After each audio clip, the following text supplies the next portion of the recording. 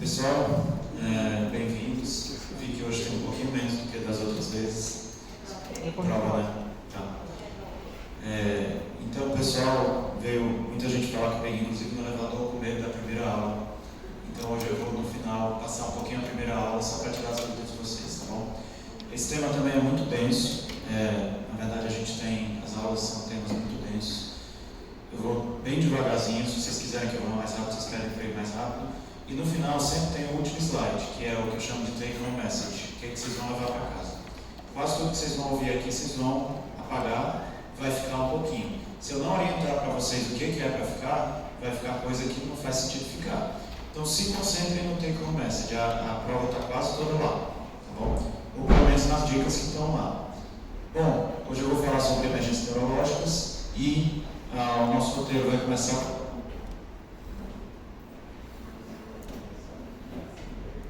um pouco da importância. A gente vai falar sobre AVC isquêmico e hemorrágico, definições, formas de tratamento, brevemente sobre epilepsia estádio não epiléptico e vou passar alguns casos clínicos para vocês. Vamos lá. Qual é a importância de emergência neurológica? Começa que a doença que mais mata no nosso estado é o AVC. Tá? Então, se vocês estiverem estudando emergência neurológica, vocês vão estar estudando a doença que mais mata no estado de vocês. Segundo, que no mundo, 8 a 15% de todos os atendimentos em emergências gerais são por doenças neurológicas. No Brasil, uma casuística nacional, em torno de 10 a 11%. Então, se vocês forem para a emergência, não quero neurologia. Se for para a emergência, cada 10 pacientes vocês atenderem uma neurológica. Tá? Então, vocês têm que saber alguma coisa. E, a despeito do que a gente acha, dos preconceitos que a gente tem sobre neurologia, o tratamento é altamente efetivo, é um dos mais efetivos da medicina e a gente vai mostrar para vocês com números e com dados por que a gente está fazendo essa afirmação. Então vamos lá. Essas são as 3 doenças que mais levam ao atendimento de emergência: AVC, epilepsia e cefaleia. Como eu já falei para vocês, cefaleia, eu não vou me repetir agora. Nós vamos começar por AVC. O AVC vai acometer ao longo da vida 1 a cada 6 pessoas. Então, aqui nessa sala, eu imagino assim por cima que pelo menos uns 8 de nós vamos um dia ter um AVC. Medidas de estilo de vida diminuem esse risco, mas não zeram o risco da gente ter um AVC um dia. Então, além de prevenir, a gente tem que tratar também, saber tratar, porque boa parte das pessoas, infelizmente, vão passar por isso. É a segunda causa de morte no mundo, varia um pouquinho de acordo com o país, mas no mundo é a segunda causa de morte, e a primeira causa de capacidade no mundo. Sendo que 70% dos pacientes que tiveram qualquer AVC não vão voltar ao seu trabalho prévio, tá certo? Então, daí a gente tira o impacto econômico, socioeconômico da doença. E aí, esse slide importante, tá? As definições. O que é um AVC? Um AVC é um déficit neurológico focal súbito com infarto tecidual. O que é um AIT? É um déficit neurológico focal transitório sem infarto tecidual. Para o AIT tem que ter as duas. Então imagina que o paciente chegou com a hemiparesia direita, depois de 24 horas reverteu, se fez uma ressonância, tem uma lesão isquêmica aguda com restrição de difusão. Isso é AIT ou AVC? AVC, todo mundo concorda, né? Porque eu vi infarto tecidual. Tá bom? Por outro lado, se ela reverteu em 10 minutos, eu faço ressonância, não tem lesão, ressonância bem feita, aí isso é um AIT. Tá certo? E um AVCH é qualquer sangramento encefálico não traumático, dependendo da localização. Quando ele é dentro do tecido cerebral, eu chamo de intraparenquimatoso. Quando ele fica ao redor do cérebro, na subaracnoide, eu chamo de hemorragia subaracnoide. Falando um pouco sobre o que é sinal de AVC, outro slide importante, hemiparesia é sinal de AVC, paralisia facial central é sinal de AVC, afasia, como eu falei antes, esse rapaz está pensando, eu vou visitar a minha irmã amanhã, e ele está falando, eu sou irmã amanhã. Então, adramatismo, uma dificuldade de achar palavras, trocar palavras, tudo isso faz parte de afasia. E com esse slide eu quero dizer para vocês que afásico fala, tá bom? A grande maioria dos afásicos falam. Então a gente tem um conceito, afásico é quem não fala. Não, de jeito nenhum. Afásico quase sempre fala, mas a afasia é um transtorno da linguagem. Ele fala com erros gramaticais, existem tipos específicos de afasia, mas geralmente o afásico fala de forma monossilábica, com gramática própria, mas fala. E por último eu estou mostrando uma ataxia. A senhorinha está tentando acertar o dedo da doutora e não consegue. E o que não é sinal de AVC? Super importante. Pressão alta isoladamente não é sinal de AVC. Vocês vão ver um tio, um avô meu filho, eu tive uma pressão 280, quase que eu tive um AVC. Eu já vi pessoalmente paciente com 300 de sistólica que não teve um AVC. Então não existe uma relação direta entre pico hipertensivo e AVC, e não existe essa história, quanto mais alta a pressão, maior o risco de AVC, tá certo? É muito comum no AVC a pressão estar um pouco elevada, mas você pode ter AVC com pressão normal ou até baixa, e um dos guidelines da Stroke, que é quem recomenda o tratamento de AVC, é evitar a hipotensão no AVC. A gente vai falar mais sobre isso daqui a pouquinho. Esse segundo aqui, de cima da direita de vocês, acho que muitos de vocês podem estar assim, sonolência isolada não é sintoma de AVC. Também chega muito no pronto-socorro. Eu acredito que sonolento é muito mais frequente que seja um delírio, uma infecção com acometimento encefalopático do que o AVC. Cefaleia isolada não é sinal de AVC, exceto hemorragia subaracnoide. É a forma de AVC que pode se apresentar com cefaleia isolada, como a gente já falou, vai ser uma cefaleia com características de cefaleia secundária, a mais intensa na vida, de início súbito, etc. E epistaxe ou epistaxe, ambos estão certos, não tem a mínima relação com o cérebro, tá bom? É outro conceito difundido até em novela, em filme, por aí, que não tem o mínimo substrato na realidade. Cerebral, o nariz, tem nada a ver com o cérebro. E aí, existe uma sigla em inglês que é o FAST, que foi traduzido como SAMU, que significa, como você avaliar um AVC no pré-hospitalar. Então, se está no almoço, um tio ou uma tia teve um passamento, você vai avaliar, pede para ele sorrir, se a boca estiver torta, alerta para AVC. Pede para ele abraçar, se um braço não levantar, alerta para AVC. Pede para ele cantar uma música, se não conseguir cantar uma música, alerta para AVC, chame a urgência. E tempo é cérebro, tá? Aí, como é o atendimento inicial do AVC? Começo é fácil, ABCD. Só que o D é o destro. Você sabe o que é destro? Glicemia capilar. É uma sigla, não sei se se usa mais tanto, mas já foi muito usada para glicemia capilar. Então, quando você faz o ABC, o seu D é o destro. Não, o paciente entrar na maca, você já está coletando a glicemia capilar, porque hipoglicemia é um dos principais simuladores de AVC, tá bom? Então, você já tem que ver a glicemia de cada. Depois eu vou calcular o NIH, que é uma escala que mede a gravidade e a extensão do AVC. Aí eu faço meu exame físico completo, ausculto, exame neurológico, já calculo o NIH, enquanto eu estou caminhando para a tomografia de emergência. Então, isso parece exagero, mas é literalmente assim. Quando a gente...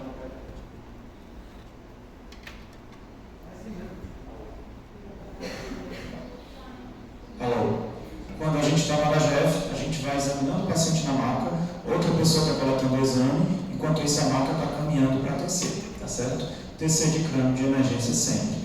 E aí eu vou coletar hemograma, coagulograma e eletrólitos, de preferência em movimento para TC, e geralmente eu não vou esperar o resultado para tomar a minha decisão mais importante do AVC isquêmico, que é se eu vou trombolizar ou não, tá certo? Que essa é a parte mais importante. A escala do NIH, como eu falei para vocês, é uma escala numérica de soma de déficits no exame neurológico que se correlaciona com a extensão da lesão e com a evolução clínica. Então, quanto maior o meu NIH, maior a minha lesão, pior o meu prognóstico, pior a minha evolução clínica. E o NIH é fundamental porque foi visto que ele se correlaciona com a área do cérebro sob hipofluxo, não com a área já isquemiada. Então, quanto maior o meu NIH, maior a minha área que está em hipofluxo. Se eu tenho um NIH alto, muita área de hipofluxo e pouca necrose, significa que eu tenho muito pouca área de penumbra, área salvável. NIH alto, pouca necrose, significa que eu tenho muita área de penumbra.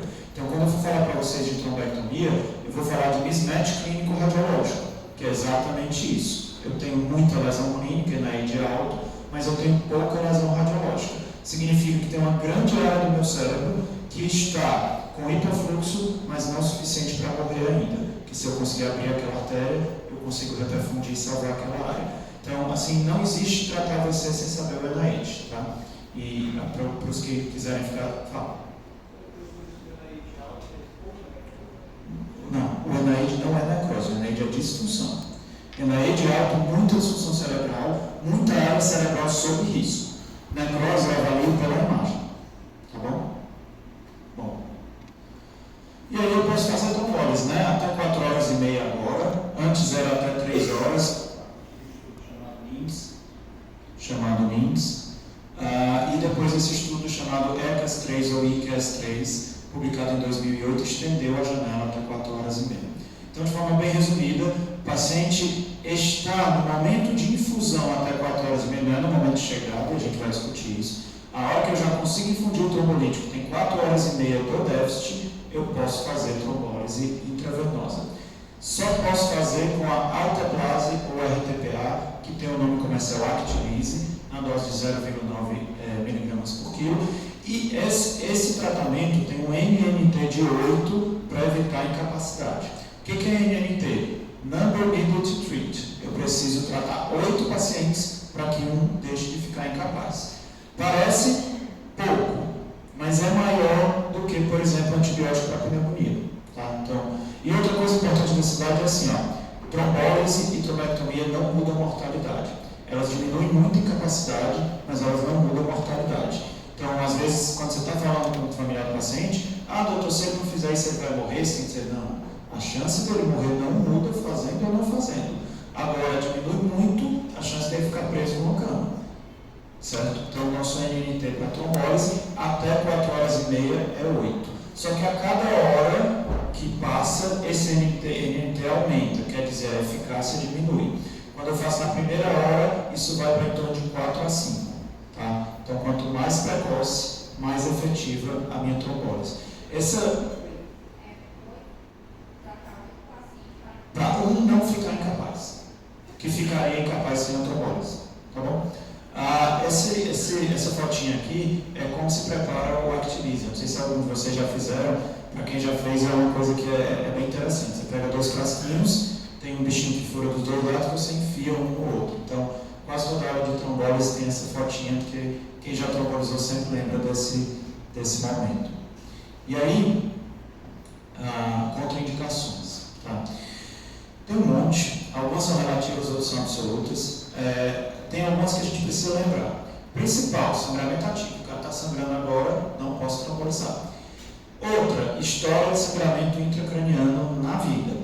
Essa é um pouco relativa. Se for uma coisa discreta, num paciente jovem, um sangramento com HSA traumático, quando ele teve uma pancada há 20 anos atrás, você pode até não contraindicar. Mas, na dúvida, teve um sangramento intracraniano prévio, o ideal é não fazer. Outra é tumor do sistema nervoso central. Qualquer tumor? Não qualquer tumor, mas qualquer tumor maligno, mesmo que retirado, qualquer tumor que não foi tratado ou qualquer tumor que eu não sei a histologia. Tá certo? Porque o tumor pode sangrar. Cirurgia recente, quanto tempo? Não quero que vocês lembrem. Na hora a gente vai lá e dá PCR, AVC ou infarto recentes nos últimos 3 meses. Também não vou exigir para vocês tempo, só vocês lembrarem que se for recente é uma contraindicação. Essa também é relativa, tá? Eu já trombolizei paciente que tinha tido um AVC 3 semanas antes, mas um AVC minúsculo, que eu sabia que não tinha risco de sangrar. Quanto maior o AVC, maior o risco de sangrar. Para vocês lembrem, TCE, AVC ou IAM nos últimos 3 meses é contraindicação. E essas duas são bem importantes, INA maior que 1,5, plaquetas menor que 100 mil. Mas, doutor Paulo, você disse que eu não espero os exames para trombolizar. Geralmente não, a não ser que o paciente tenha história de plaquetopenia, neoplasia hematológica, doença hepática, aí eu espero os exames. Nos centros que trombolizam existe o coágulo check, que é bem rapidinho, parece uma fitinha de glicemia. Você coloca lá e você já tem o INR. Tá bom? Então, em caso que eu tenha suspeita, eu tenho que esperar o INR. E se eu não esperei e ver o INR maior que 1,5, aí eu paro a minha trombose na hora que eu vi esse resultado. Tá bom? A TC sempre espera. Vamos voltar. Isso aqui a gente não pode confundir. Olha só, eu coloquei até os números no slide para vocês lembrarem a ordem. Então, eu não trombolizo, eu não dei nem AS sem TC. Eu dei uma aula de AVC há pouco tempo no Hospital das Clínicas e o pessoal, porque se eu estiver na UPA e tal, será que eu dou AS? Se você não tem imagem, você não dá AS, você não dá clopidogrel, você não anticoagula e muito menos você tromboliza. Você pode matar o paciente se você trombolizar e for um AVC hemorrágico. Então, lembra da ordem, tá? Vamos lá, voltar para onde eu estava. E aí, decidi trombolizar. Eu vou trombolizar. Respiro fundo e faço meu checklist. Primeiro, antes de começar a trombose, repetir o NIH. Ele pode ter mudado. Segundo, checar a PA. Se a PA tiver maior de 185 por 110, decorem 18 por 11. Porque eu acho que ninguém vai ser sacana de botar esses 5 aí. Não sei por que eles botaram esses 5 aí, só porque foi que entrou no estudo. Mas se a PA tiver maior que 18 por 11, Em teoria e na prova, eu tenho que tratar a PA e depois trombolizar. Na prática, se for um pouquinho maior, deu 190 e pouco. Eu inicio o Unipride e já inicio o trombolítico junto, porque eu sei que vai baixar rapidinho, tá bom? Mas em teoria, eu garanto que a minha PA está abaixo de 180 por 110, e aí eu inicio a minha alteplase, o RTPA, dose de 0,9 mg por quilo, o máximo é 90, então se tiver mais de 100 kg é 90, e 10% em bolos, rapidinho, e os outros 90% em bomba de fusão em 1 hora. Pode falar. Só para trombolizar, eu vou falar depois, se não for trombolizar, como é que é a PA.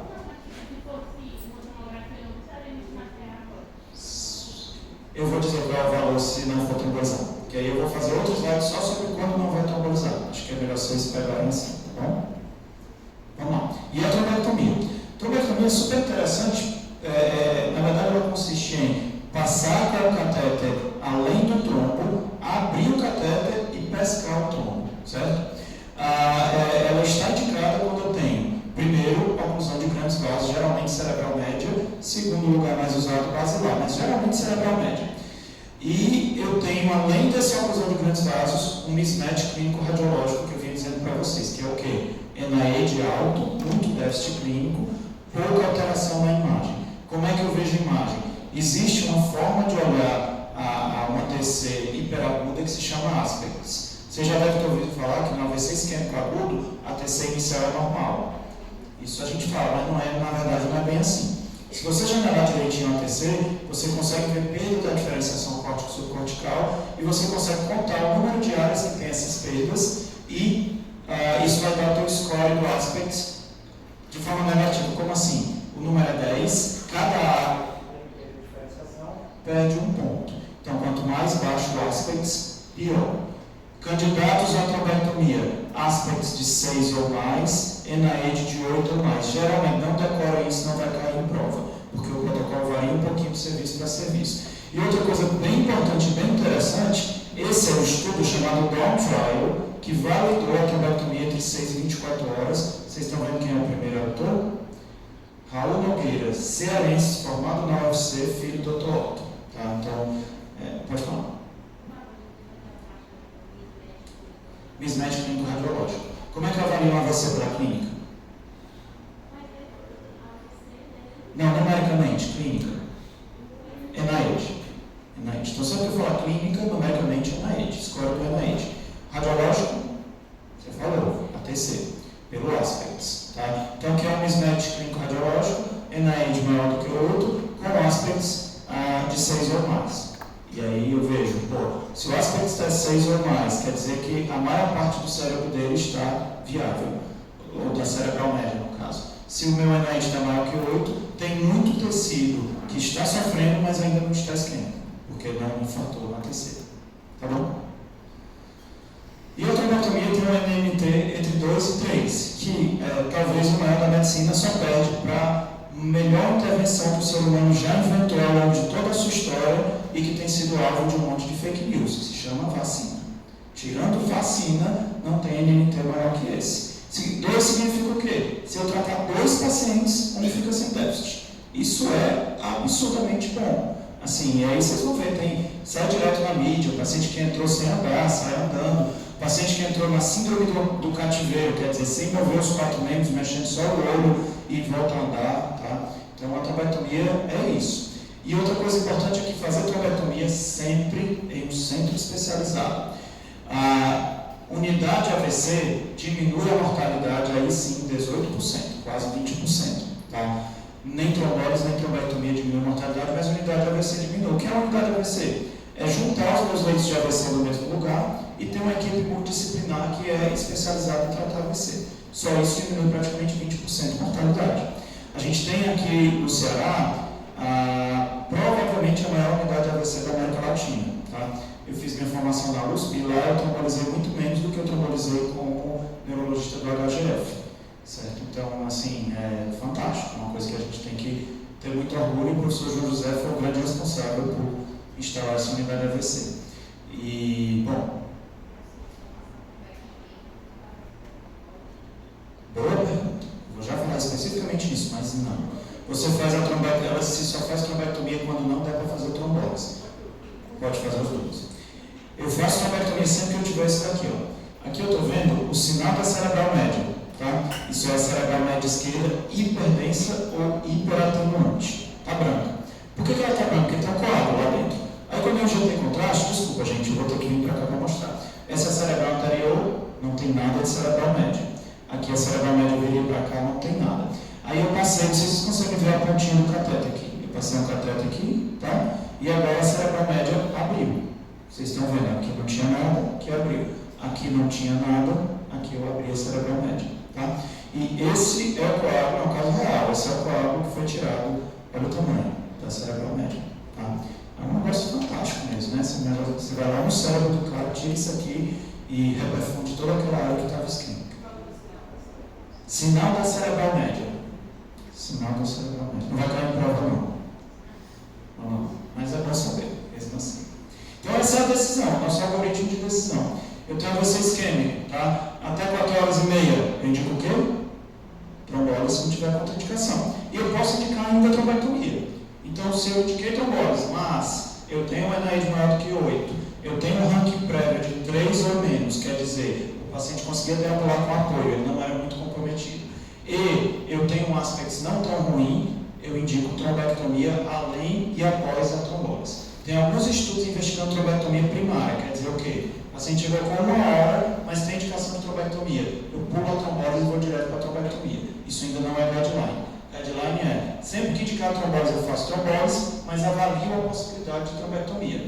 Como é que eu vou avaliar a possibilidade de trombectomia? Eu tenho que fazer angiotomografia em todos os pacientes que chegam com AVC agudo.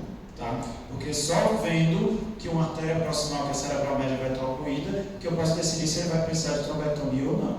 Então, em 4h30, sempre trombólise, se não tiver contraindicação, possivelmente trombectomia. Se tiver uma oclusão de um vaso proximal, cerebral média, e tiver área cerebral salvável, se a TC não estiver muito ruim já. Tá bom? É complexo mesmo, mas se vocês lembrarem desse slide aqui, vocês vão raciocinar mais ou menos. 4h30, trombólise sempre, trombectomia talvez. Entre 4h30 e 24 horas, avalio se é candidato a trombectomia, porque não é mais candidato a trombólise. Se não for só tratamento clínico, maior que 24 horas, só tratamento clínico, todos eles devem ir para a unidade AVC. Dúvidas? Essa é a tomada de decisão mais importante do AVC isquêmico, então pode perguntar. A gente para aqui um pouco.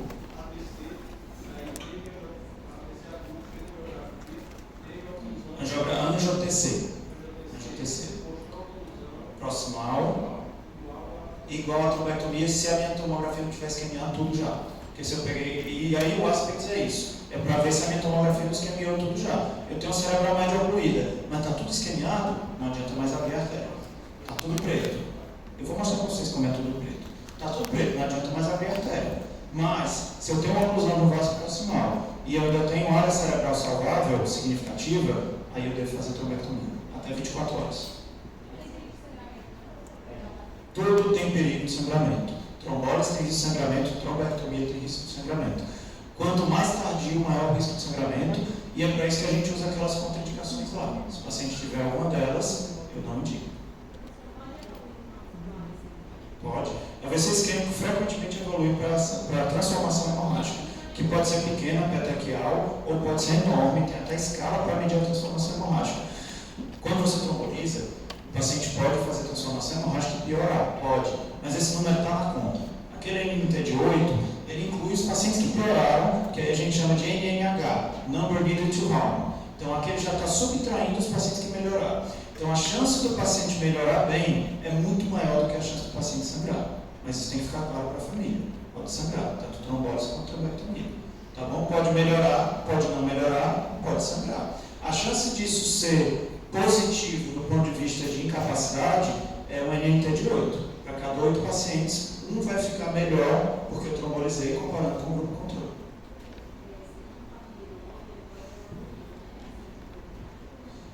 Não depende muito, tem vários fatores que dão para a gente ter uma ideia se um AVC isquêmico pode evoluir para hemorragia. Um deles é a idade, idoso, maior risco, etilismo, presença de sangramento prévio, tamanho da lesão, se a lesão é embólica ou não, lesão embólica tem mais risco de sangrar, e aí tem vários outros, não precisa nem anotar isso, gente, isso não é questão de prova, não é só para vocês terem uma ideia, assim, mas todo AVC pode transformar, e a trombólise e a trombectomia aumenta o risco de transformar, e nem toda transformação é grave. Transformação petequial, que a gente chama de que é zoom, que é menor na escala, não tem nenhuma repercussão, tá bom? E aí você não faz nada. Se a transformação for grande, às vezes você precisa de uma neurocirurgia para evacuar o hematoma. E a gente vai dizer daqui a pouquinho quando é que a gente indica a neurocirurgia. Posso passar esse slide? Vocês entenderam bem essa tomada de decisão, né? Isso aqui pode cair na prova. Vamos lá.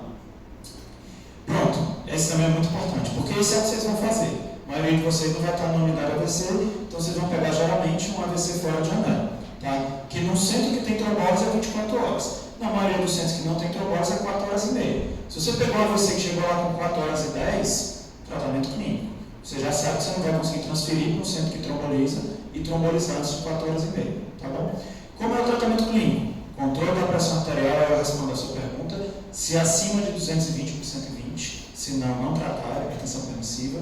AS ou clopidogrel, eu vou já falar quando que a gente faz dupla antiagregação, mas antiagregação. Estatina sempre, todo AVC é obrigatório receber estatina. Heparina profilática, se for trombolizar tem que ficar 24 horas sem. Se não for trombolizar, você já pode começar a intervenção do paciente. Controle de glicemia, manter abaixo de 180 e avaliar a principal causa de morte precoce no AVC não maligno, tá? Que é pneumonia aspirativa. Então, sempre avaliar a deglutição, na dúvida, jejum até sonda. Se possível, com avaliação da fono. Existe um teste que a gente pode fazer à beira-leito sem ser fono, que é o teste do copo d'água, que consiste em pegar um copo d'água, pedir para o paciente beber devagarzinho, ver se a voz fica molhada, se ele tosse e se a ausculta muda. Qualquer uma dessas coisas que acontecer, sonda. Se o paciente já chega com paralisia facial, sonda. Se o paciente está afásico ou desártico, sonda. Então, quase sempre sonda. O ideal é que você prescreva sonda e peça a avaliação da fono. Se não tiver avaliação da fono, eventualmente você pode fazer o teste do copo d'água. E aí, quando fazer a dupla antiagregação? Não vai cair em prova, mas vocês provavelmente vão pegar na vida. Baseado em 2 estudos relativamente recentes, o Chance, que é um estudo gigantesco, mas é chinês, enorme, porque os chineses assim, né, juntam 7.000 AVC desse jeito, porque eles têm mais gente do que o resto do mundo junto. Então, quando fizeram o Chance, eles falaram, opa, funcionou no Chance, mas será que funciona no resto do mundo? E aí fizeram o Point, que a única diferença é que ele é muito cêntrico no resto do mundo e que teve bem menos gente do que o chinês sozinho. Tá? Então, se eu tenho um AIT, ou AVC minor, que é o NID menor do que 4, eu devo fazer AS clopidogrel por 3 semanas, 21 dias, porque isso diminui a mortalidade, e estatina de alta potência, atorva ou rosuva. Se eu não tiver, Siva 40 a 80, tá bom? Lembrando que Siva é dose alta, aumenta o efeito colateral, mas idealmente estatina de alta potência. Vamos lá. Vamos voltar. Aí.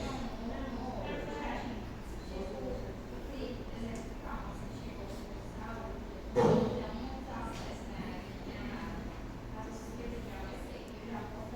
Não, nunca dei AS. Essa é a resposta. Aqui é AVC isquêmico fora de janela. Então, eu sei que é isquêmico. Se eu não sei, não entra aqui. Você vai encaminhar. Você pegou um AVC, você pode dar estatina. Sim, não dá nada, mas você pode dar estatina. Se você pegou um AVC que você não tem imagem, a resposta é precisa de imagem. Precisa encaminhar. Isso pode ser um tumor, isso pode ser uma hemorragia aracnoide, o paciente pode morrer. Tá bom? Então, nunca dê AS sem ter imagem. Todo AVC é obrigatório imagem. Eu vou voltar um monte de slides só para mostrar uma coisa. Não esqueçam essa ordem. Essa é sempre a ordem. Nenhum tratamento até o 3. Não teve nenhum tratamento, só da hipoglicemia. Fala. Não baixa a pressão. A não ser que esteja acima de 220 por 120. Ou ele tem uma edema de pulmão. E isso está no guideline da stroke. Se o paciente tiver outro motivo que obriga a baixar a pressão, você pode baixar. E tem uma situação que eu já peguei umas 5 vezes, que é uma catástrofe. Dissecção de aorta com AVC. Tá? Porque pela dissecção você tem que baixar muita pressão e aí você aumenta a área de isquemia. Eu lembro de ter visto, nos últimos 8 anos, uns 5 pacientes, todos foram óbito, 100%. Então é uma situação muito grave. Vamos lá. Mas podem parar, perguntar, a gente volta, fiquem tranquilos, gente. Eu quero que vocês. Repito, estatina sempre. Não, a TOF e Rosuva foi no estudo de dupla antiagregação. Siva de 40, Siva 40, vai você sair só com números, Siva 40. Mas isso se for indicado dupla antiagregação. Normalmente, estatina, e aí assim, no ambiente de posto de saúde, de acordo com o LDL, para manter o LDL abaixo de 100 ou abaixo de 70 se diabético, tá bom? Só na fase aguda, quando eu faço dupla de agregação, aí está indicado estatina de alta potência junto. Isso não vai cair em prova, é só informação para vocês terem. Pode ser que vocês usem na vida. Isso vai cair em prova. Oi. Estabilizar a placa. A estatina aqui, no caso, na fase aguda, ela não é usada para baixar o colesterol, porque ninguém quer baixar o colesterol na fase aguda, não faz diferença nenhuma. Mas a estatina estabiliza a placa de ateroma, tá? Não, para evitar, porque assim, muitas vezes quando você tem um AVC, ou é uma placa na carótida, que eu vou falar agora, uma placa na carótida que soltou a ímole, ou é uma placa que ficou instável e ocluiu quase toda a artéria. Tá? Quando eu dou estatina, eu ajudo a estabilizar essa placa, que o organismo reabsorvendo aquele coágulo, a placa fica estável, quer dizer, para de agregar plaqueta e para de ter uma oclusão tão importante do lume da artéria. Deu para entender? Vamos lá. Pronto, isso super cai em prova e cai mais ainda na vida. Quais são os principais mecanismos de AVC? Trombose de pequenos vasos, pequenas arterinhas perfurantes dentro do cérebro, que eu chamo de AVC lacunar. Trombose de grandes vasos, carótidas e vertebrais. Embolia arterial, um trombo na carótida que fica soltando o êmbolo para cima. E cardioembolia, arritmia, é o coágulo no coração. A partir disso, que 3 exames o paciente não pode sair do pronto-socorro sem fazer? ECG. Não, já fez tomografia. Eletrocardiograma. O que mais? Falei de coágulo no coração. Eletropega. Eco, transtorácico e Doppler de carótida. Vocês sabem, a gente não precisa. É só isso. Baseado no mecanismo, eu tenho a minha investigação mínima. Isso cai em prova. Todo AVC é obrigatório ter um ECG, um Doppler de carótidas vertebrais e um eco transtorácico antes de ir de alta da emergência. Tá? Porque pode ser uma dissecção, como eu falei, pode ser uma fibrilação atrial, pode ser uma arritmia mais grave, pode ser uma carótida ocluída, então tem que ter no mínimo isso antes de dar alta. Isso aqui é assim, tem porque é na internação, é o quanto antes, 1 ou 2 dias idealmente, tá bom? Porque o ideal, se você tiver um AVC pequeno e tiver uma carótida ocluída, é abordar a carótida o quanto antes. Lembra que quando eu falei de trombectomia, é trombectomia lá na artéria distal que entupiu do AVC, não é aqui na carótida. Aqui na carótida eu não devo fazer na emergência. Eu devo fazer depois de 1 ou 2 dias e depende do tamanho do AVC. Isso também foge ao que vocês precisam saber, você só precisa saber que tem que investigar. Tá bom? Acho que a gente vai, um monte de coisa que vocês perguntaram, a gente vai discutir aqui. Um homem de 62 anos saiu para caminhar, chegou em casa às 9 horas da manhã. Às 9h50 ele foi encontrado caído com fraqueza no braço direito. Foi trazido a PS, chegou 1h30. Qual a conduta inicial? A, B, C, D de destro. Qual é o delta T? 4h30. Alguém discorda? Então, o delta T é calculado da última hora que o paciente foi visto normal e não da hora do paciente que foi visto com déficit. Então, por exemplo, se eu for dormir meia-noite, acordar às 8, com déficit e chegar na emergência às 9, qual é o meu delta T? 9 horas. Isso a gente chama de wake-up stroke. Se ninguém viu o paciente bem, minha esposa me viu indo no banheiro às 3 da manhã e eu estava bem, aí eu posso calcular de 3 da manhã. Mas geralmente, se o paciente acordou com déficit, é a hora que ele foi dormir. Tá? A conduta inicial vocês responderam, paciente alerta, eupneico em ambiente, hemiparesia direita completa e proporcionada, NAID de 5, PA de 210 por 115. O que faltou? DX. DX normal. Qual é o tratamento agora? Muito bem, ó. Isso aí, vocês estão sabendo. E aí, assim, essa TC não é aguda, mas imaginem que a lesão é essa aqui. Tem uma lesãozinha. O que vocês estão vendo aí? Sinal da seta. Muito bem. Você poderia dizer que era uma hipodensidade ou hipoatenuação intraparenquimatose na cápsula interna à esquerda, que é sugestiva de um AVC isquêmico. Tá?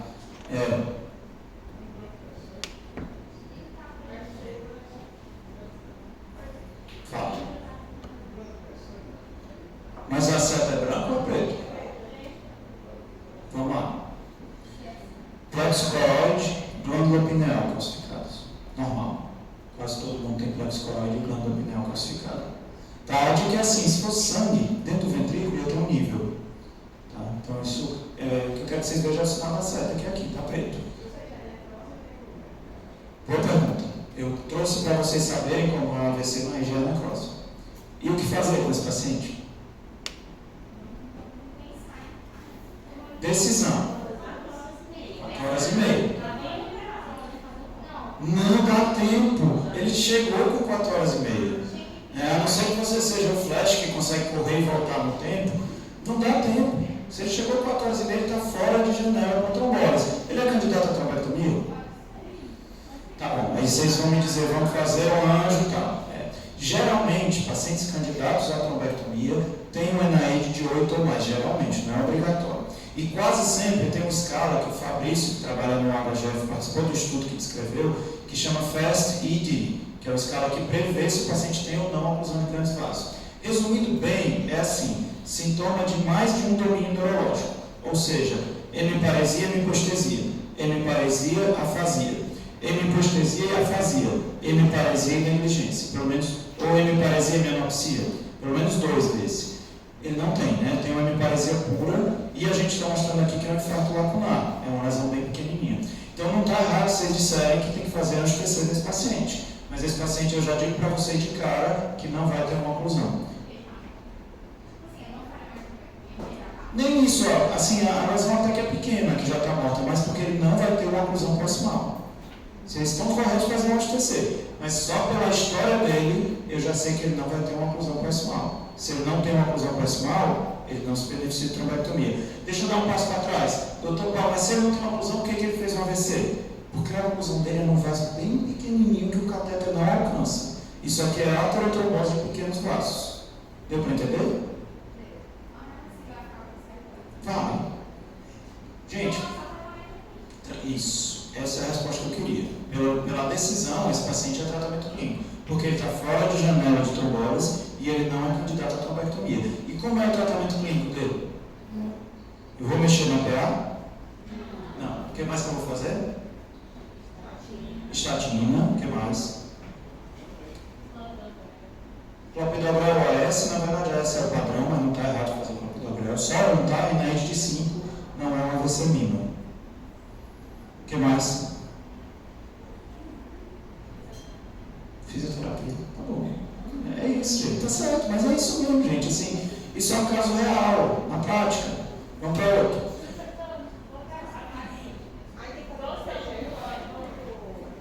Exato. Antes de dar alta, esse paciente precisa de um eletro, de um eco transtorácico e de um duplo de carótidas vertebrais. Diga, doutor. É o destro. A HTC também vocês pediram. Tá bom. Homem, 52 anos. Após o café da manhã às 8h15, fraqueza no hemicorpo esquerdo, lado esquerdo do corpo. Desvio do olhar para a direita. Chegou ao PS às 9h30. Qual a conduta inicial? A, B, C, D. Qual é o delta T? 1h15. Paciente levemente sonolento, Glasgow de 14, espero que vocês ainda lembrem. Hemiparesia esquerda, heminegligência esquerda, hemianopsia incompleta à esquerda. NAID de 15. PA de 195 por 110, glicemia de 70. Qual a conduta agora? TC. E aí essa TC, eu quis mostrar para vocês, assim, isso aqui é o lado normal, tá? Então isso aqui, eu vejo a diferenciação córtico-subcortical, que está ausente desse lado, tá? Isso é uma sequência aspects. E aqui eu tenho 3 pontos, essa região frontal, parietal e mais posterior, cada um deles com perda da diferenciação córtico-subcortical. Então, só aqui eu já perderia 3 pontos no aspects. Digamos que o aspecto dele seria 7. Vou dizer de novo. Esse lado é o lado normal. Você está vendo um negócio branco aqui? Pronto.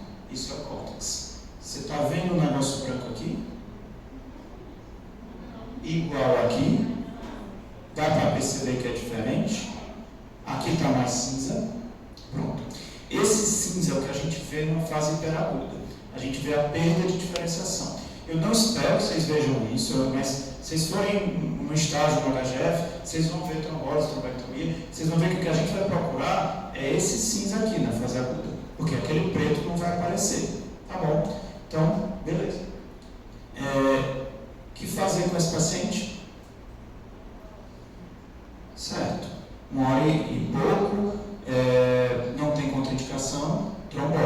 limite na pressão?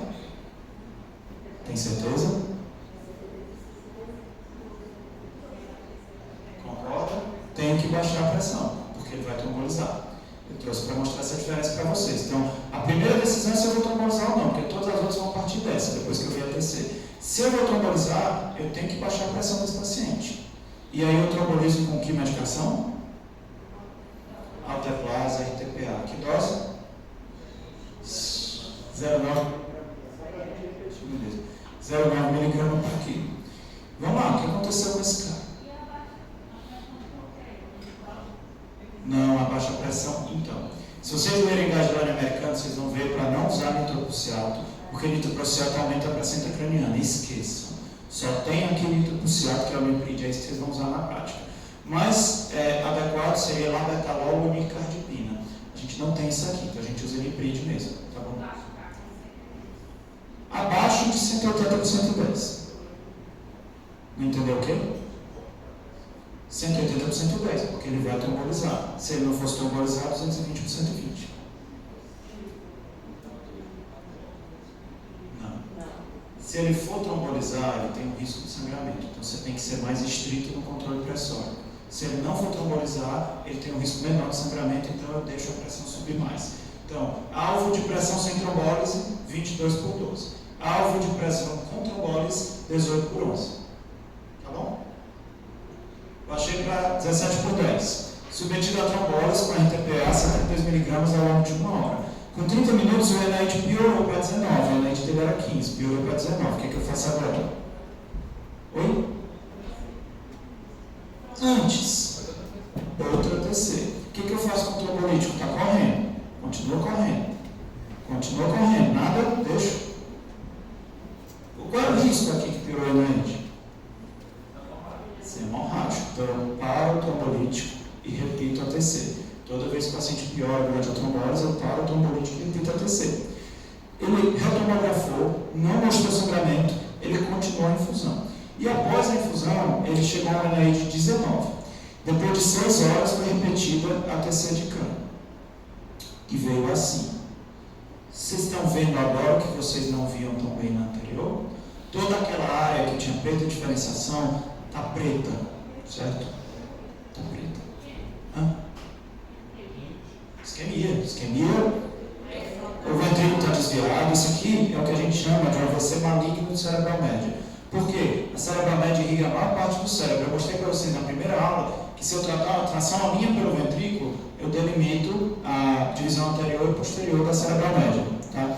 Então aqui eu estou vendo toda a cerebral média isquemiou. O que eu posso fazer com esse paciente? Cerebral média isquemia, incha todo o hemisfério, desce, comprime o mesencéfalo, depois tonsila cerebelar, herniação e morte. Eu tenho que fazer uma craniectomia descompressiva, que na verdade ele já fez, se vocês olharem com carinho aqui. Ó. Não faz. Sabe o que eu falei de manitol? Manitol e salgadão são uma ponte para a neurocirurgia. Não deve ser feito de forma contínua e não tem indicação de fazer um AVC desse, que tem indicação a operar. Infelizmente, ainda tem muitos neurocirurgiões que não acreditam na craniectomia descompressiva. Então, o que é a craniectomia descompressiva? É a retirada de um pedaço da calota craniana para o cérebro inchar para fora e não inchar para dentro. Porque se ele inchar para dentro, ele comprime o mesencéfalo, coma, óbito. E ele é baseado na meta-análise desses 3 estudos aí, não preciso saber o nome, Destiny e Hamlet, são bem interessantes. E depois surgiu um estudo que foi o Destiny 2, que avaliou pacientes de 60 a 80 anos. Então, antes só se indicava até 60 anos, já tem estudo do paciente até 80 anos. Essa é a abordagem. É uma incisão que a gente chama de question mark, porque parece uma interrogação. Tá? Você tira o crânio, tira a calota, e você faz uma incisão na dura, que pode ser em forma de estrela ou não. Isso é imagem real. Vocês conseguem ver que o cérebro está inchado para fora? Certo? Então, aí ele herniou para fora, você protegeu o mesencéfalo do paciente. Você está protegendo esse cérebro aí que está inchado para fora? Não, ele já era. Então, isso a gente tem que entender. O que você está protegendo é o tronco cerebral. Protegendo que esse paciente morra ou fique em coma. Quais são os critérios de inclusão? Até 48 horas do déficit foi o que entrou nos estudos. Alguns casos a gente pode fazer depois disso. Um NIH maior do que 16, com pelo menos 1 ou mais na parte 1A, que é a parte do NIH que avalia nível de consciência. Quer dizer, NIH alto com paciente sonolento, levemente sonolento, e com área isquêmica mais da metade do território da cerebral média. Escala de coma de Glasgow não é critério dos estudos internacionais dos guidelines. Tem muita gente que seguia por isso, mas não é critério, nem numa prova, nem na vida real deveria ser. Tá bom? Bom, e aí, uma coisa importante para falar para vocês, que isso aqui é o contrário do que eu falei na trombose e trombectomia. Então, isso aqui é uma medida salvadora. Isso diminui muito a chance de óbito e isso diminui um pouco a chance do paciente ficar gravemente comprometido, que é o que a gente chama de ranking 4 e 5. Isso não aumenta ranking 1, que é o paciente pouco comprometido, não aumenta, porque se ele teve essa indicação, ele já isquemiou metade do cérebro. Isso aumenta ranking 2 e principalmente 3. Ou seja, sucesso numa cirurgia dessa é um paciente que fica moderadamente a muito comprometido, mas fica vivo. E isso tem que ser falado para a família. É uma medida salvadora, não vai reverter o déficit do paciente, mas muitas vezes vai impedir que o paciente morra. Essa é a parte mais densa da aula, daqui para frente fica um pouco mais fácil. A gente vai falar agora um pouquinho sobre AVCH. A maioria dos AVCHs estão associados à hipertensão e ruptura desses pequenos aneurismas aqui. Isso chama microaneurisma de Charcot-Bouchard. Isso não tem nada a ver com o aneurisma da HSA. Importante colocar esses termos, se vocês forem ler, vocês vão ler microaneurisma e vocês acabam confundindo com HSA. Então, o microaneurisma de Charcot-Bouchard fica dentro do parênquima, está relacionado com AVC intraparenquimatoso e hipertensivo. E o local mais comum é esse aqui, que é o putâneo.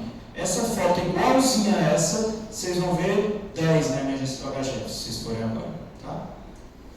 Então, qualquer sangramento cerebral não traumático, o intraparenquimatoso se divide em profundo, que é hipertensivo, e lobar, que não é hipertensivo. Então, aqui é um dado importante. Profundo é hipertensivo, lobar não é hipertensivo. Profundo, locais mais comuns. Putânio, tálamo, cerebelo e ponte. Lobar, qualquer lobo do cérebro. E aqui eu mostro um monte de profundo. Certo? O mais comum é o B, que é o putânio. O segundo mais comum é o A, que é o tálamo. O terceiro mais comum é o D, que é o cerebelo. E o quarto mais comum é o C, que é a ponte. Mas 95% dos AVCHs que vocês virem vão estar em uma dessas topografias. E vão ter uma imagem bem parecida. Quando vocês verem muito AVCH, vocês vão ver que a imagem é bem parecida. Está todo mundo vendo branco aí, né? Cada uma dessas figuras. Certo. Tem um monte de branco, que é o sangramento. Atendimento inicial, quase igual ao AVCI. ABCD de destro, NIH, TC de crânio de emergência, hemograma coagulograma eletrólitos, e faltou a decisão da trombólise, porque eu não quero matar o paciente. Se eu trombolizar, eu acabo de matar. Controle de PA, que é um pouquinho diferente. Manter sistólica abaixo de 160, na fase aguda. Assim que chegou, abaixo de 160. Quero decorar 3 números, decora só a sistólica. 160 hemorrágico, 180 trombolizável e 220 não trombolizável. Certo? Controle de glicemia igualzinho. Avaliar e tratar a hipertensão intracraniana igual no trauma. Anticonvulsivantes, nesse profundo aqui, só se tiver crise convulsiva, senão eu não faço. Corticoide contraindicado, assim como no trauma. Profilaxia de TVP, sempre dispositivo de compressão intermitente. No intraparenquimatoso, eu só posso fazer heparina após o 3º ou 4º dia, se não tiver expansão do hematoma. Então lembrem disso, é importante. Porque às vezes é questão de prova, heparina. Profilática, não deve fazer, só após o 3º ou 4º dia, se não tiver expansão do hematoma. Aí, indicações cirúrgicas. Não precisa saber todas, mas tem que saber que quanto mais baixo o hematoma, maior risco de herniação de tonsila e óbito. Então, se ele for infratentorial, cerebelo, maior que 3 centímetros, ou com deterioração neurológica, ou compressão e desvio do quarto ventrículo, operar para drenar o hematoma. Se ele for supratentorial, a regra é não operar, quase nunca opera. Se ele for perto do córtex e maior que 30 milímetros com deterioração neurológica, eu posso indicar cirurgia.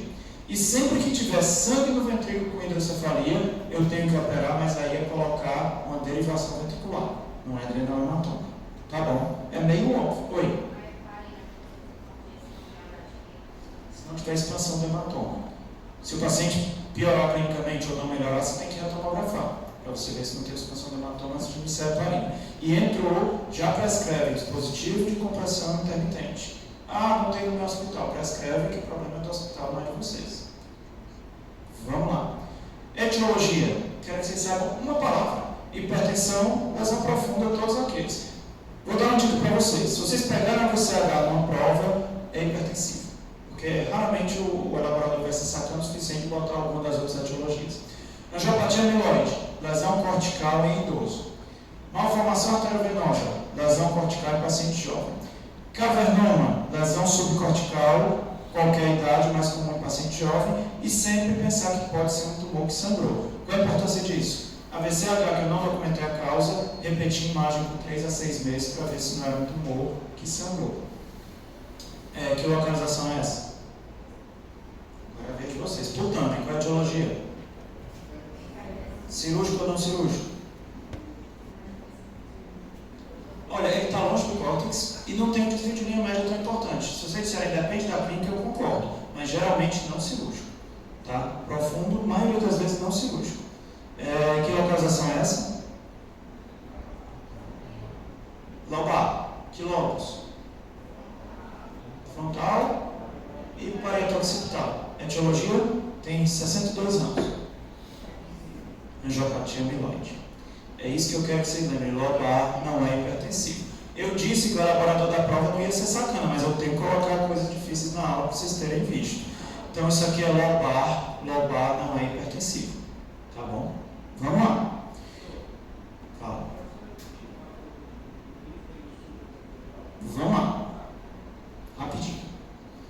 Você tem que saber. Infra. Se for grande ou se desviar o ventrículo, tem que operar. Você tem que saber isso. Supra, se estiver perto do córtex e for grande e o paciente tiver deterioração neurológica, tem que operar. Mas, supra, quase nunca operar. A maioria das questões que você fizer que for hematoma supratentorial, a resposta não vai ser cirurgia. Quase nunca operar. São casos selecionados. Isto aqui é uma angiografia mostrando uma malformação arteriovenosa occipital. Vocês estão vendo? Isso é o nidus, é um monte de vasinho enrolado. E isso sangra. Então lembrem dessa figura que vocês podem. Isso é uma angiografia. Esse nidus é um monte de vasozinho conectando a artéria e a veia. É um crescimento anormal de vasos, que é uma malformação arteriovenosa. Eu não sei, eu tenho uma hipótese, porque ele é lobar, então ele não deve ser hipertensivo, e meu paciente é velho e a lesão é bilateral. Tudo isso junto sugere muita angiopatia amiloide. Boa pergunta. Esse aqui tu está vendo que quase não tem desvio de linha média? A angiopatia amiloide já indiquei cirurgia em alguns pacientes, mas é a minoria da minoria também. A maioria das vezes é não cirúrgico, tá? Tem menos efeito de massa na angiopatia amiloide. O que é angiopatía amiloide? Só para vocês terem ouvido falar. O mesmo beta-amiloide que se deposita no neurônio e na glia no Alzheimer, pode se depositar na parede do vaso. Quando ele se deposita na parede do vaso, angiopatia amiloide, o vaso fica frágil e pode sangrar. Tá bom? Então é o Alzheimer do vaso cerebral. Por isso, velho, né? Isso aqui é um cavernoma. É uma lesãozinha bonitinha aqui. E com um pouquinho de gliose ao redor. Em outra sequência que chama TWI, isso aí parece uma pipoquinha. Aí eu vou concordar com vocês que não está tão parecido. Mas se usa o termo popcorn sign. Porque lembra? Uma pipoquinha. Isso é gliose, esse branco é gliose. Eu achei que era uma pipoca. Então tem um popcorn sign. Se vocês virem, popcorn sign, sinal da pipoca. É um cavernoma. Tá? Vamos lá. Mulher de 42 anos, chegou sonolenta, você falar em intensos vômitos, sem mover o hemicorpo direito. História prévia de hipertensão e tabagismo. Qual é a conduta agora? Chato, né? Mas é chato que a gente decora. PA de 170 por 100, déficit de 108, hemiparesia direita, hemiprostesia direita, sonolenta, desperta os estímulos verbais mais intensos, localizador e fala palavras simples, vai, fala palavras. Qual é o prazo? Podem ir com calma. Vamos por um. Abertura ocular e estímulo verbal. Abertura ocular e estímulo verbal. 3. 4 é espontânea, certo? 3. Localizador. 5. 8. Fala palavras. Sons. 2. Palavra 3. Nada 1. Certo? Beleza? Bom. PA de 170 por 100, déficit de 108. E essa imagem. Qual é a conduta agora? Não entuba, gostei. Primeira resposta, não entuba. No ABCD não entuba. E agora, qual é a conduta? Vou voltar. Qual é a localização? O tâmino. Qual é a etiologia? Hipertensão. É cirúrgico ou não é cirúrgico? Não é cirúrgico, não tem um desvio de linha média importante, deve ter menos que 30 ml aí, está longe do córtex, não é cirúrgico. E a pressão? Tá boa ou não? Tá alta. Qual é o valor? 160. Lembrem dos 3 números. H 160, trombólise 180, isquêmico 220, que não vai ter mais. Como é? Isso é uma boa pergunta. Teoricamente, o ideal era fazer uma PAI. Na prática, no HGF quase não se faz PAI. Eu trabalhei em São Paulo na UTI, que o paciente chegava, a gente tinha passado PAI de cara.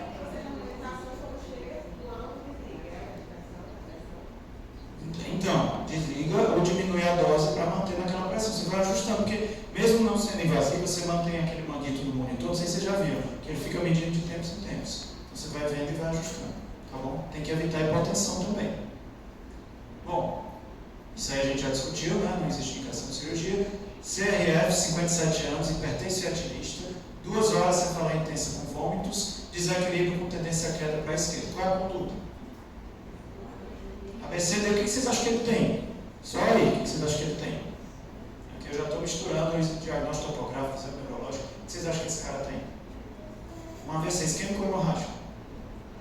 Isso. Sem ATC não dá para dizer, mas cefaleia intensa com vômito, sinal de paralisia intracraniana, sugere hemorrágico. Em que topografia?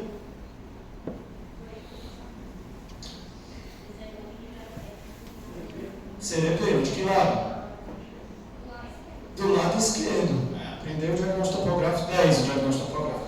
O cerebelo é quase a única parte do encéfalo que é ipsilateral. O resto é tudo contralateral. Mas o cerebelo é ipsilateral. Então só aqui. Como é teu nome, doutor? Desculpa.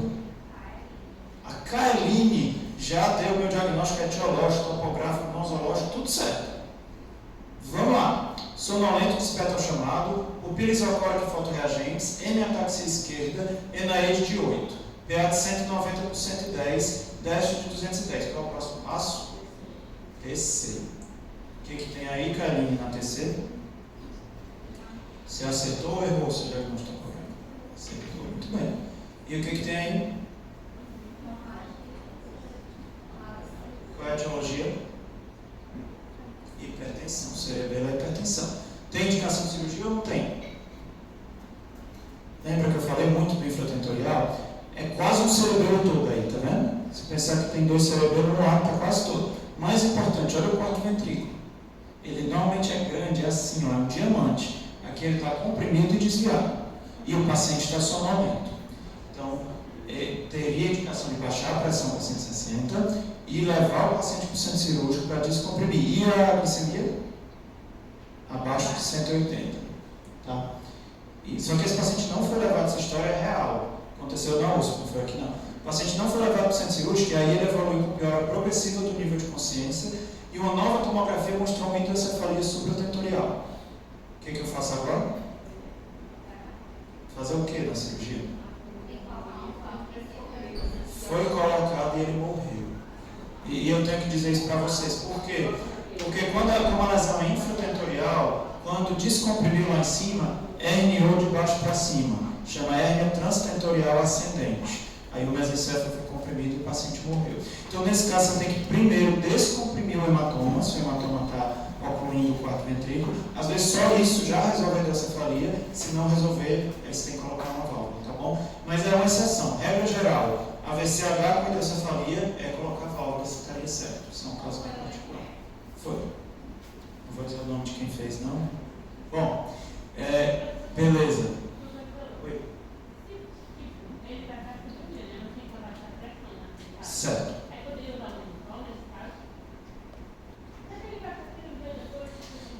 Boa pergunta.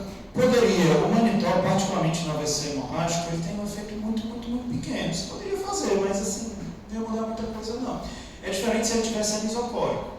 O manitol assim, tem até mais efeito em lesão supratentorial do que infratentorial. Provavelmente você ia acabar dando manitol para esse cara. Eu tenho medo de você achar que dar manitol resolve alguma coisa. porque isso pode postergar a cirurgia.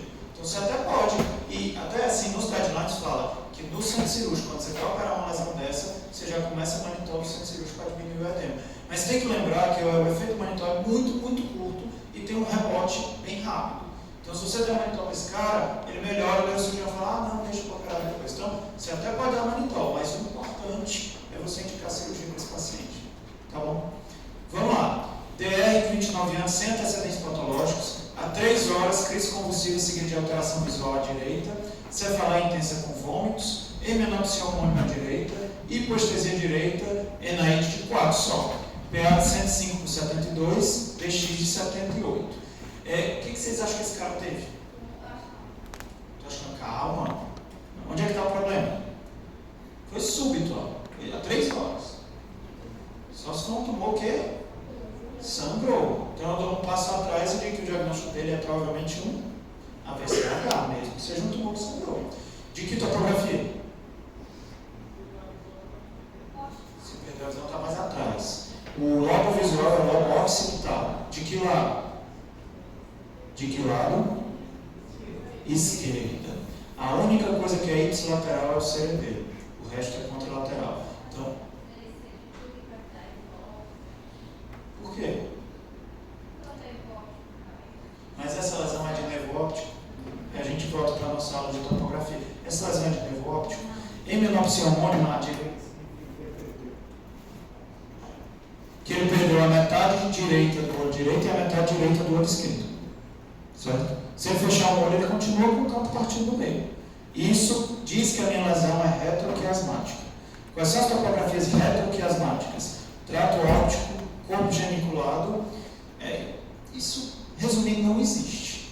Retroquiasmático é occipital para vocês, tá? Ou occipital ou radiações ópticas, mas é cortical. Bom, então, occipital, de que lado? Esquerdo. Acertaram? O que vocês estão vendo aí? Oi. Pronto, tem o parietal também, ó. Aqui é parietal. É parieto occipital, a hipoestesia do parietal. Poderia ser tal, mas pode ser parietal também. Nesse caso é parietal. Hipoestesia tal ou é parietal? Tá bom? Mas excelente pergunta. O que vocês estão vendo aí? Isso aqui, teste, né? Aqui? Isso aqui é o sulco lateral da fissura de Sylvius. Então, é um buraco, é um sulco aqui que está um pouco assimétrico de um lado para o outro, mas é normal. Empurrando um pouquinho, mas aqui é que tem coisa. O que tem aqui? Isso é um sangramento heterogêneo, irregular, que se você olhar com calma é igualzinho a imagem que você já viu antes. Esse sangramento é dessa MAVE aqui. Então, quando você tem uma MAVE, às vezes você tem esse sangramento meio pingado. A MAVE, ela forma pseudoneurismas pequenininhos e ela pode sangrar em vários pontos ao mesmo tempo. Então, isso aqui é um sangramento por MAVE. Qual é a conduta? Tem indicação de cirurgia de emergência para esse caso? Vocês acham?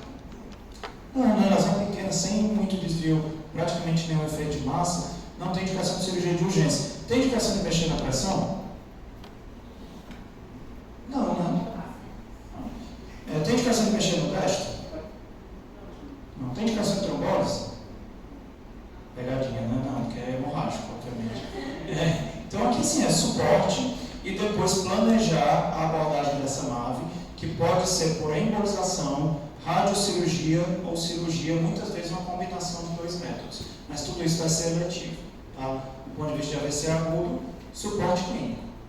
Aí a gente já discutiu tudo isso, mecanismo provável é uma MAVE, para acabar, quase acabar, pelo menos acabar os AVCs. São 2 slides de hemorragia subaracnoide. Então a hemorragia subaracnoide aí é a ruptura de um aneurisma subaracnoide, grande. Diferença, microaneurisma, AVCH profundo. Aneurisma sem o micro, hemorragia subaracnoide. Essa é uma das doenças mais letais da humanidade. Ela é tão letal que quando eu vim de São Paulo para cá, eu fiz minha esposa fazer uma ressonância com medo dela morrer de HSA. Porque é uma das coisas que mata indivíduo de 30 a 40 anos do nada, assim, da noite para o dia. Não façam não, viu? Está totalmente contraindicado. Não digo que eu fiz, eu vou dizer que é mentira. Mas a gente está vendo aqui nas fissuras do cérebro, sangue, e a gente está vendo aqui um aneurisma, certo? Que foi quem causou isso. Oi? Tem, entupiu o aneurisma. Se descobrir resistência é muito baixa. Não vou dizer mais não, vou falar mais nada. Não falei nada, vou passar o slide. Bom, pode ter uma cefaleia sentinela, que é uma cefaleia thunderclap mais intensa da vida, 15 dias geralmente antes de vir a hemorragia. Pode ter. Na grande maioria das vezes não tem nenhum pródromo. E 50% morre na hora. Tá? Vamos lá. A apresentação clínica clássica, como eu falei na aula de cefaleia, é uma cefaleia súbita em thunderclap mais intensa da vida. Thunderclap ou trovoada. 70% dos casos atraumáticos são por aneurisma. Mortalidade no local em torno de 50%. E tem 3 complicações por ordem de precocidade: ressangramento, vasoespasmo e hidrocefalia. A mais grave delas geralmente é o vasoespasmo e é a mais prevenível e tratável. Então, quase todo o tratamento da HSA consiste em tratar o vasoespasmo, tratar ou prevenir o vasoespasmo. Certo? Isso é uma hemorragia subaracnoide, que a gente está vendo as cisternas da base, a região do polígono de Willis, a gente está vendo sangue, tá? Que sobe por aqui. Você vê que o sangue não entra no parênquima, ele fica só no tecido, na região subaracnoide. E qual é o tratamento? Controle de PA. Controverso na literatura, o que se sugere é que no aneurisma não clipado seja menor que 160. Eu estou falando, ficou fácil, porque é só decorar da VCH. Pois é, você pode usar 160, mas você tem que saber que é um pouco controverso na literatura. Depois de clipar o aneurisma, eu devo fazer hipertensão permissiva. Resolvi o aneurisma, eu posso deixar subir. Antes, não passa de 160 de sistólica, porque risco de ressangramento. Reverter anticoagulação. Tiver anticoagulado, reverte, mas tem afiado, não interessa. Pode reverter que a HSA é mais grave. Esses dois são para prevenir ressangramento. Tratar o aneurisma em menos de 24 horas. Essa é a mais difícil. Essa é motivo de briga com o neurocirurgião. Por quê? Depois do terceiro dia, o vasoespasmo vai ficando cada vez mais intenso e operar aumenta o vasoespasmo. Mas operar precocemente com 24 horas diminui muito a incidência de vasoespasmo. Tá? Evitar hipovolemia. Talvez você já tenha ouvido falar, quando eu fiz faculdade, existia um negócio chamado terapia dos 3 Hs, que é hipervolemia, hipertensão e hemodiluição. Isso não existe mais. Está contraindicado a hipervolemia, aumenta a mortalidade, principalmente por causas cardiopulmonares. Então, não deve ser feito hipervolemia, não deve ser feito hemodiluição, mas você não pode deixar o paciente hipovolêmico, tá bom? Então, a consulta está lá embaixo, já pulou, está na minha frente. Eu vou chegar lá. Anticoagulação, tirar e reverter. O paciente usa Marevan, vai fazer o quê? E reverter, como é que reverte? Se for Marevan, vitamina K. Se for heparina, protamina. Se for assim, qualquer outra coisa que você não sabe o que é direito, dependendo de como tiver TTPA ou INR, cria o precipitado ou plasma fresco. Você tem que reverter, você tem que normalizar o INR e normalizar o TTPA. Tá bom? Eu estava em hipovolemia, identificar e tratar vasoespasmo. O que é vasoespasmo? O sangue batendo nas artérias da base do cérebro faz com que elas se contraiam. Tá? Então, quando o sangue está ali, como eu mostrei, aqui é onde passa a cerebral média. O sangue faz com que a cerebral média contraia. E essa contração leva a quê? Isquemia em território cerebral médio. Como é que eu suspeito de vasoespasmo? Clinicamente, déficit focal. O ideal é que eu não espere a clínica. Isso acontecia na UTI que eu trabalhava em São Paulo, Doppler transcraniano diário. Todo dia, o indivíduo ia lá com um aparelho de Doppler e media a velocidade da cerebral média. Se começasse a alterar, a gente suspeitava de vasoespasmo. Hoje é indicação de guideline, você deve fazer. Infelizmente, aqui em Fortaleza ainda é muito difícil fazer. Tá? Mas, e se tiver vasoespasmo, o que fazer? Primeiro passo, hipertensão. O paciente teve um déficit, não tem ressangramento, ou você achou vasoespasmo no Doppler, deixar a pressão mais alta, às vezes isso reverte o déficit. Muitas vezes precisa de terapia endovascular para o vasoespasmo. Arteriografia, uma nova arteriografia, você já fez uma pastoral aneurisma, e às vezes até angioplastia o vasoespasmo. Mas aí, isso vocês não precisam saber, só que tem que identificar e encaminhar para o tratamento.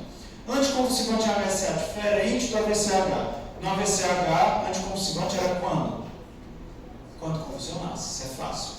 Na HSA, se convulsionar sempre, mas se não convulsionar e tiver alto risco, você deve dar. E o que é alto risco? É um monte de coisa. Chegou rebaixado, que é a escala de Hunt-Hess, vocês não precisam saber, mas se chegou rebaixado, se tem muito sangue na cisterna, Se teve perda de consciência no início, então a dica para vocês é assim, quase sempre pode deixar antiprofilático na HSA, tá bom? Porque a maioria dos casos que vocês vão ver, vão preencher critérios para alto risco. Então aqui eu posso deixar profilático, se é alto risco. Não usar corticoide para tratar a HSA em si, mas pode ser usado e frequentemente é usado para sintoma. Qual sintoma? Dor de cabeça e náusea. Então se tem um HSA e o paciente está com muita dor de cabeça, você pode usar corticoide, mas uma dose para tratar a dor de cabeça. Vocês veem como prescrição padrão, isso está errado, não altera desfecho. Dúvidas?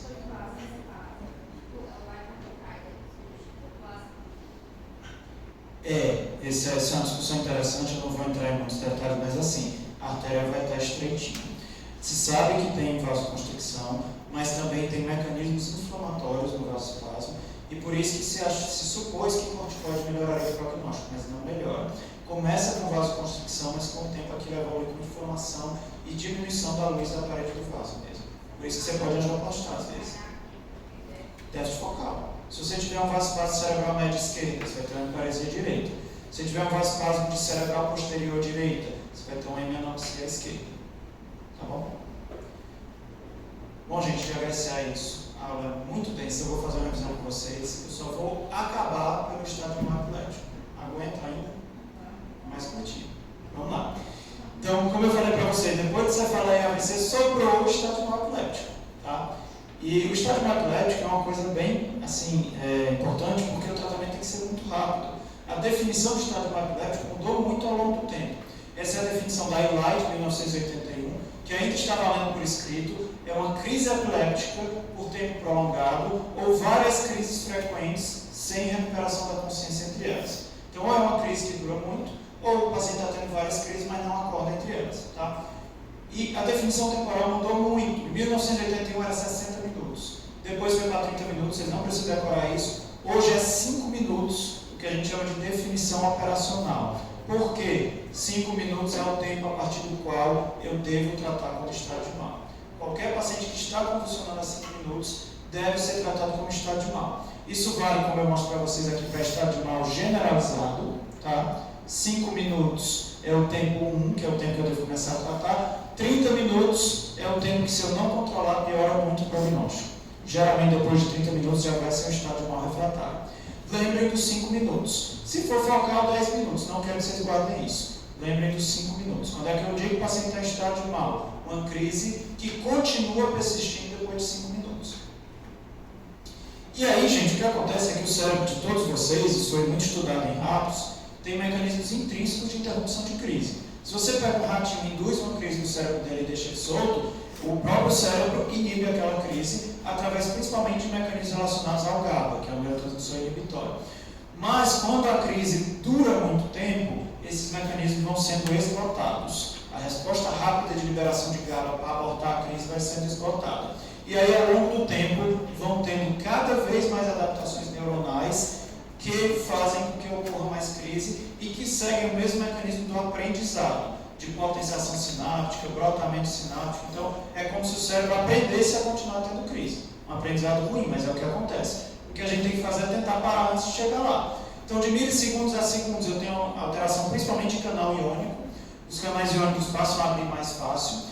De segundos a minutos, eu tenho uma alteração de receptor, como eu falei para vocês, principalmente GABA. Eu vou ter uma diminuição do GABA, e isso vai fazer com que a minha crise não consiga se abortar sozinha. E aí, de minutos a horas, eu vou ter expressão de canais e vou acabar com alterações genéticas. Quando o meu estado de mal dura dias, eu vou ter alterações de expressão gênica que vão fazer com que ele persista por mais tempo e seja bem mais grave. Tudo isso quer dizer que tempo é cérebro, e quanto antes eu controlar, melhor para o meu paciente, porque senão pode ser que eu não consiga. Aí, gente, fundamental lembrar de etiologias no adulto. Vocês estão vendo aí que a etiologia mais frequente é a AVC, tá? E tem uma mortalidade razoavelmente alta, de 33%. Um terço dos pacientes com AVC que tem estádio mal morrem. Por outro lado, quase 15% é hipóxia. Mas eu, no Hospital das Clínicas, que eu coordeno na enfermaria, uma das que eu mais pego é a hipóxia. Por quê? É a mais grave. Olha a mortalidade. Mais da metade. Ele dividiu hipóxia e anóxia, mas vamos considerar como uma coisa só. Mais da metade dos pacientes morrem. Então, a partir daí, vocês já vão ter uma ideia que existem 2 determinantes de prognóstico em estado de mal. Quais são?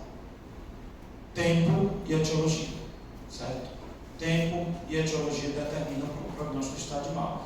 Então, se for uma hipóxia com estado de mal prolongado, é bom ou ruim? Péssimo. Se for uma meningite com estado de mal que eu abortei rápido, é bom ou ruim? Ótimo, né? Olha ali, mortalidade 0%. Tá bom? Então, principais determinantes da mortalidade são o tempo e a etiologia. A etiologia eu não posso interferir tanto, a não ser corrigi-la quando ela é corrigível. O tempo é o que eu vou poder mexer, tá? E aí, gente, tem uma entidade interessante que é o status epilépticos novo. Que é isso? O paciente nunca teve crise, chegou em status. Por que isso é importante? Porque uma das causas mais comuns isoladamente é essa aqui. Encefalite autoimune, tá? É uma doença relativamente recente, mas que na maioria dos casos é reversível com imunoterapia, tá? Principalmente corticoide e imunoglobulina. O que eu quero dizer com isso? Todo estado de mal superrefratário sem etiologia deve se considerar uma pulsoterapia para tratar uma possível causa autoimune. Isso depois de excluir infecção, óbvio. Tem, você vai pedir isso daqui, ó. Anti-NMDA, VGKC não se pede mais, esse estudo é antigo, mas antes CRP, esses anticorpos. Só que eles demoram umas 3 a 4 semanas para chegar, então você não espera eles. Você vai pedir eles, mas se não tem causa e é super refratário, quer dizer, não melhorou com nada, aí você deve pulsar empiricamente. E você exclui infecção, pode falar? Na fase aguda sim, depois é de inclusão que você tem um anticorpo, mas o anticorpo demora muito para sair, eu não posso esperar o resultado para tratar. A mensagem que eu quero passar para vocês é assim, ó, não achou nada e é muito grave o estado de mal, considere tratar uma etiologia imunomediada. Bom, isso é descarga periódica, tá? Elas são mais lateralizadas do lado esquerdo, ímpar quer dizer esquerda no eletro, não vou entrar em detalhes sobre isso, mas junto com isso é um vídeo eletroencefalo. A gente vê abalos nessa mão desse paciente, mostrando que isso daqui é um estado de mal. E aí, como é que eu abordo o estado de mal? Qual é a primeira coisa? ABCD. O meu objetivo é controle de crises e eu tenho que obter um padrão de surdo-supressão que eu vou mostrar para vocês como é. Isso é surdo-supressão. O que é surdo-supressão? Atividade cerebral seguida de silêncio elétrico cerebral, certo? Então, quando o paciente tem estado de mal e eu vou sedar ele, tenho que acompanhar com o eletro para ver se ele entrou em surdo-supressão. Tenho que induzir surdo-supressão. Induzir surdo-supressão, parando de ter crise, eu posso retirar as drogas a cada 24, 48 horas, começando pelas de ação mais rápida. Então, eu começo tirando midazolam, depois eu tiro propofol, depois eu tiro tiopental, que é um barbitúrico de longa duração. Se eu tiver entrado com ketamina, eu tiro a ketamina por último. E aí eu já estou dando para vocês as drogas que eu posso usar para sedação no estado de mal superrefratário. Acabou que eu acho que eu perdi um slide aqui, gente. Eu vou só perder um slide que acabou não saindo na aula que eu botei para vocês. Então assim, que é o principal. Conduta no estado de mal. Adulto, diagnostiquei estado de mal, o que eu faço? Midazolam. Será? Tem um mais fácil, mais disponível. Pode ser midazolam de diazepam, mas primeira linha de diazepam que é mais disponível. Que dose? 10 miligramas, que geralmente é uma ampola, né? Aquelas coisas. Adulto geralmente é uma ampola. 10 miligramas. Continua em estado de mal, o que eu faço? Outra dose de diazepam. Continua em estado de mal, o que eu faço? Fenitoína.